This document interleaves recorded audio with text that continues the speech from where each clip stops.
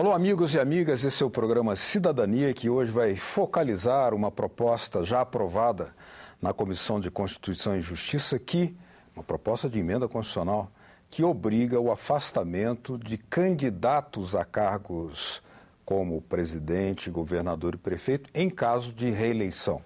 Quem está conosco aqui para explicar o sentido, a importância dessa proposta é a sua autora, a senadora Ana Amélia, do PP do Rio Grande do Sul, a quem agradeço pela presença aqui. Muito obrigado. Quem agradece sou eu, Beto, mais uma vez a oportunidade.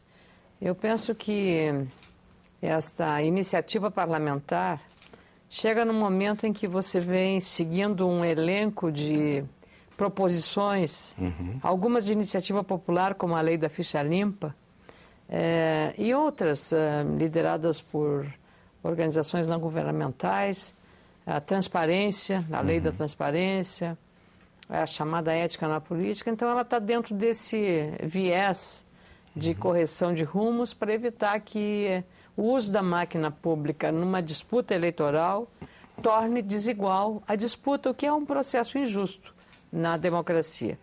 Então, veja que as mesmas forças políticas que hoje se opõem a acabar com a reeleição e são contra também o afastamento, mesmo que temporário, do cargo para disputar, foram aquelas forças políticas que, em 1997, foram totalmente contrárias à reeleição aprovada e que beneficiou Fernando Henrique Cardoso. Então, houve toda a sorte. E já naquela época, eu, jornalista como você, a primeira questão que se levantou quando isto cresceu e acabou ganhando a aprovação do Congresso e o uso da máquina pública. Então, nós não tínhamos cultura dessa questão da reeleição e permanecer no cargo, você cria, sem dúvida, uma vantagem desproporcional a quem não tem cargo eletivo. Um dos argumentos que a senhora cita com muita veemência em favor dessa tese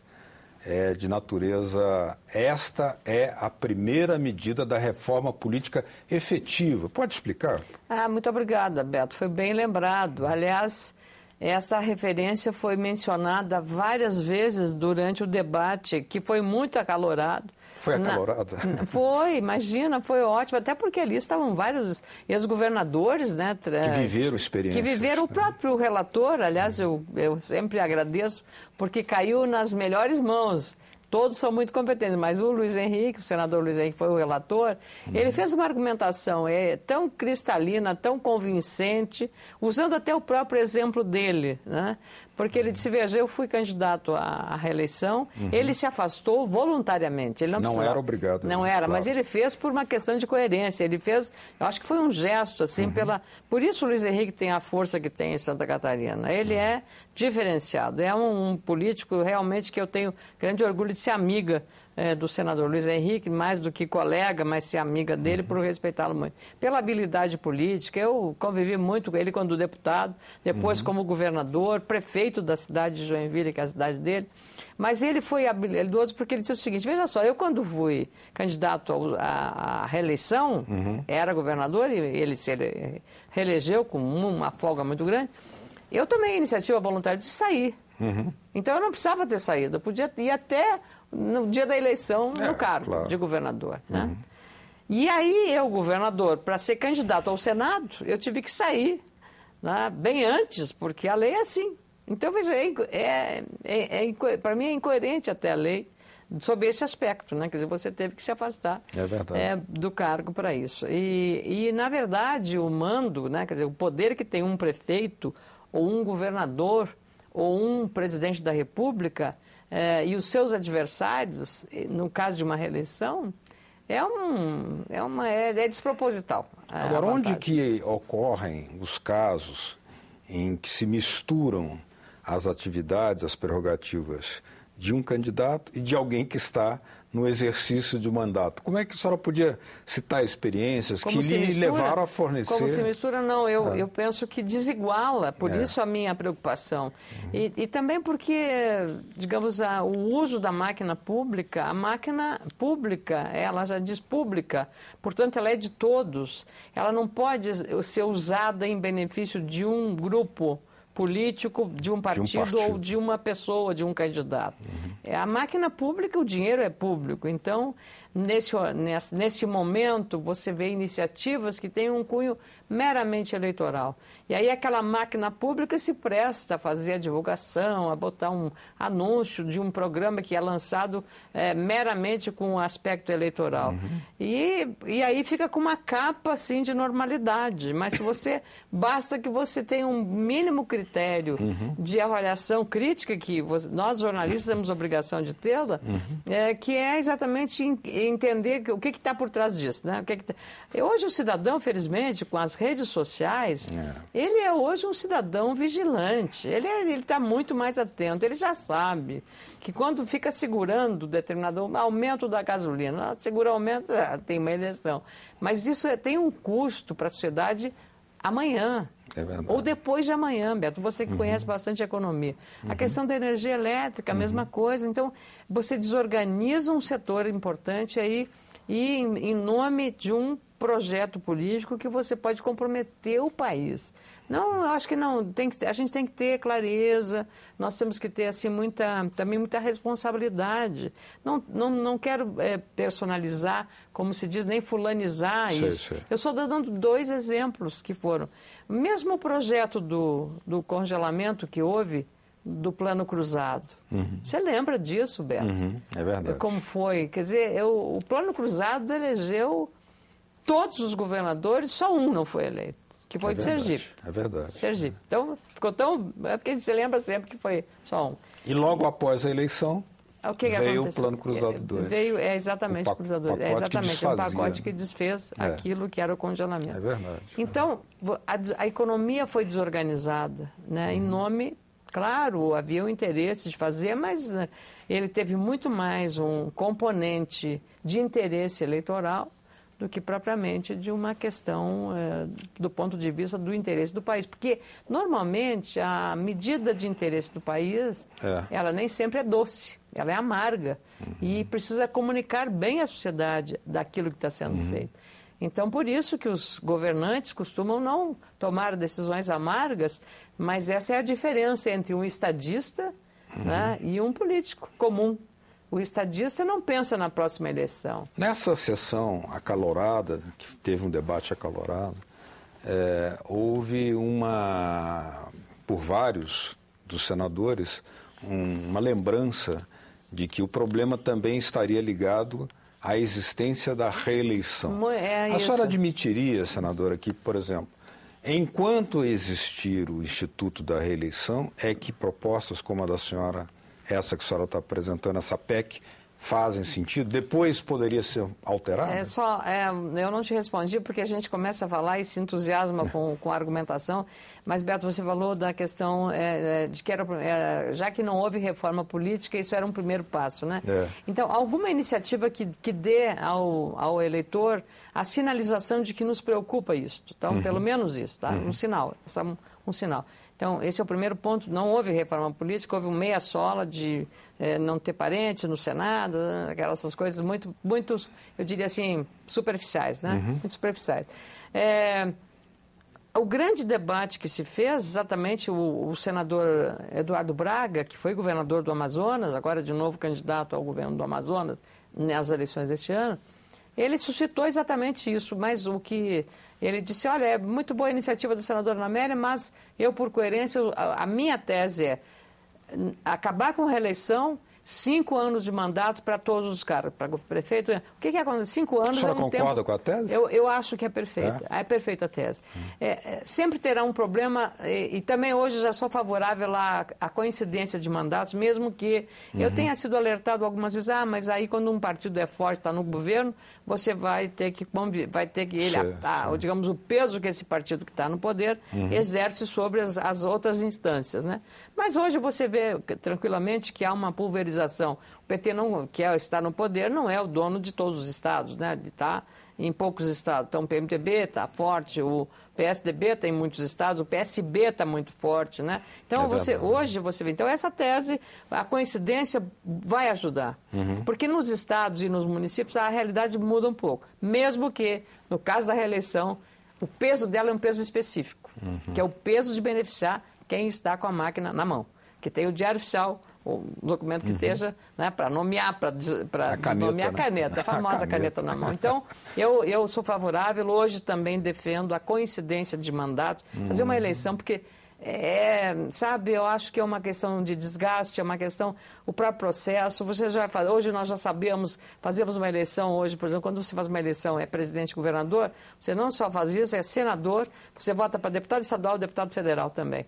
E aí você já sabe fazer, a urna eletrônica é eficiente, é muito rápido. E hoje nós elegemos de 2 em 2 anos. É muita eleição. Eu acho que você, se conseguisse encontrar uma forma de ajustar 5 anos de mandato, claro que alguém vai ganhar, né? Alguém vai sair ganhando aí 1 ano a mais ou fazer mandato tampão, que não é uma coisa muito legal, mas pelo menos para ajustar a um sistema bem democrático. Pensando em algo mais duradouro, né? Porque 5 anos o governante pode, digamos, realizar coisas, fazer algumas coisas, então eu acho que é perfeitamente possível. Eu concordo com a tese do senador Eduardo Braga. Aliás, muitos dos que estavam ali. Agora, também houve uma... Eu fiquei assim gratificada, porque a iniciativa é uma iniciativa singela, né? Uma tentativa de você tentar moralizar e tornar mais equilibrado o jogo.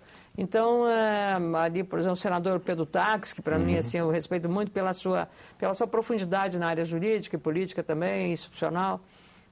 O próprio senador Ricardo Ferraço, o senador Eunício Oliveira, com uma argumentação bastante consistente, senador Luiz Nunes Ferreira, consistente para a defesa da tese da relatoria do senador Luiz Henrique. Então, a gente venceu uma batalha, que é uma batalha pequena, mas é uma batalha. E aí o relator, como você pôde ver, Beto, ele aperfeiçoou, ele fez um aperfeiçoamento. Ele mudou ali. Ele mudou. No meu caso, eu estabeleci... A partir de quando? Ele tinha que sair 4 meses antes da eleição. E ele precisou a data no ato da oficialização da candidatura pelos respectivos partidos políticos. É uma mudança razoável, né? É uma mudança absolutamente correta, acho que é de bom senso também, né? Então, isso, só espero que isso não como diz o ditado espanhol, né? Echa la lei, echa la trampa. A lei e a trampa que se fará, é o pulinho do gato, né? O pulo do gato nesse negócio, é que os partidos aí, havendo a aprovação no plenário, só volta ao plenário do Senado, é que aí se deixe para muito tarde para fazer a oficialização das candidaturas. Senadora, me conta aqui uma coisa para os nossos telespectadores todos, né? Foi aprovada a PEC de sua autoria na CCJ. Na CCJ. Nós estamos num ano eleitoral.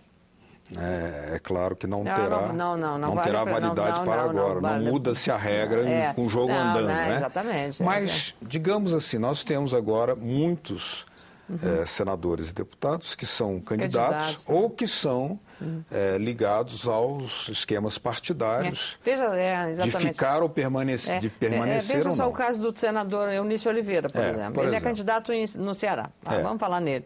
Candidato no Ceará. Ele participou ativamente do debate. Muito bem. Então, por exemplo, ele poderia, e ele não o fez, ele poderia dizer assim, não, eu sou contra, porque ele seria beneficiado para não sair do cargo. Sim. Ele seria atingido por essa lei. É verdade. Pela minha lei, né? De se afastar. E ele defendeu ardorosamente, ou seja, ele é uma coisa de princípio, a defesa das questões éticas, das questões de reduzir o custo do uso da máquina. Então, muitos dos ali, o senador Eduardo Braga será candidato no estado de Amazonas, então muitos trataram de colocar essa questão, defenderam o senador Pedro Taques, candidato lá no Mato Grosso, o senador Ricardo Ferraz pode ser candidato no Espírito Santo. Então, veja só, esses todos defenderam o projeto. Nós temos... E eles poderão, né, se forem eleitos, se disputarem... Quando chegarem a vez deles. Se até lá eu desejo, sinceramente, que se altere a reeleição, que se acabe com a reeleição, mas é tão difícil, né, Beto? Mas o curioso é que nesse debate se perfilaram posições, algumas que foram no passado contra a reeleição, ou que são a favor da reeleição, mas são a favor da lei também. Então, quer dizer, tiveram vários posicionamentos. Que aparentemente contraditórios ou incoerentes. Uma posição lá em 97 e hoje outra posição. Mas isso é do processo político, né? Por exemplo, eu mudei aí em relação à questão de coincidência de mandatos, de eleições, né? Fazer eleições, todas elas numa mesma data. Eu não era favorável pelo risco dessa força que tinha. Os exemplos eram cruzados, mas você não pode fazer regra com base na exceção. Você tem que fazer regras com base na própria regra, né? Na própria, assim, no próprio. Muitos levantaram, mas aí o governador tem que sair, se o vice for candidato. Tudo bem, ele também não, ele fica impossibilitado. Aí o presidente da Assembleia, pela ordem, né, no caso dos estados. Senão, qual é o problema de um presidente de um Tribunal de Justiça assumir? Seria a maior demonstração da normalidade democrática e institucional do país. Que um desembargador assuma, faça a gestão lá.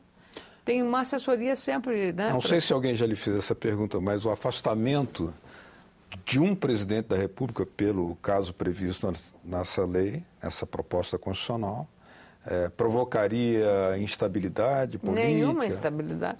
Nossa, nós temos casos aí, né, claros. Veja, digamos agora, o presidente, digamos, se tivesse já em vigor a lei, né, o vice-presidente, Michel Temer, né, e temos os últimos vices da melhor qualidade, vices que não incomodaram, né, como não tivemos no passado. Então, o próprio José Alencar, né, de saudosa memória, pessoas muito serenas, não conflitantes.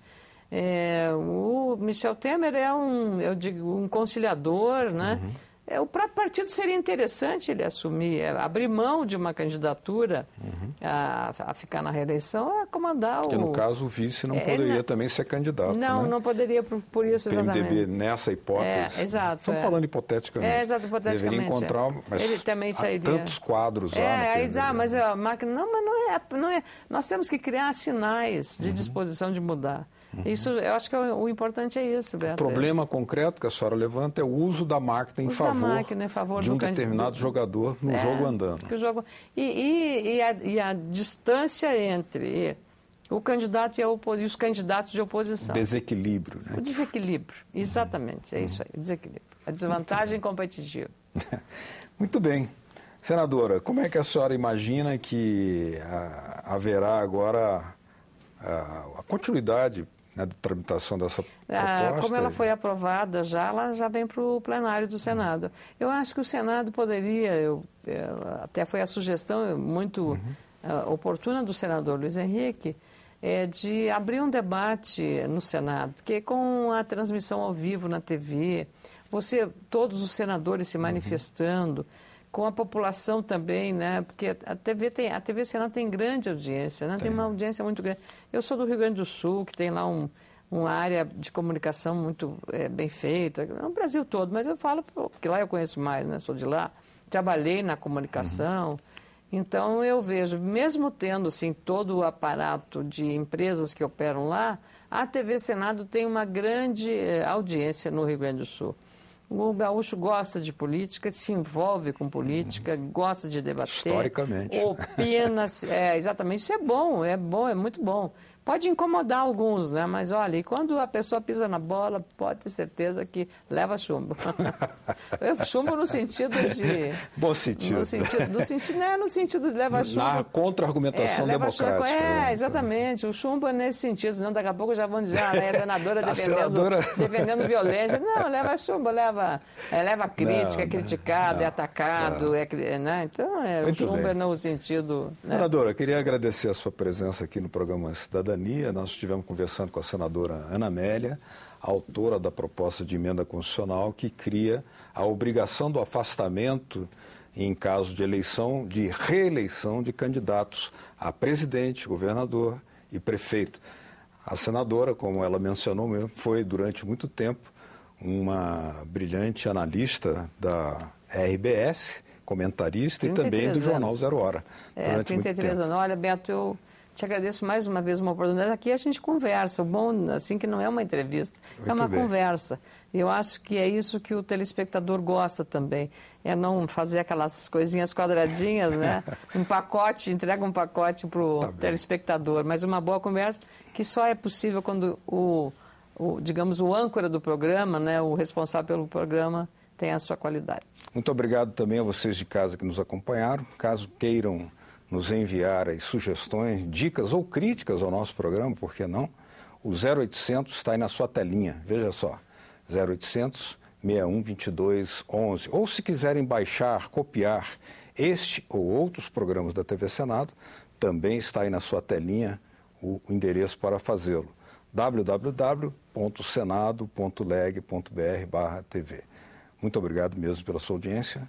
Até o próximo Cidadania. Tchau.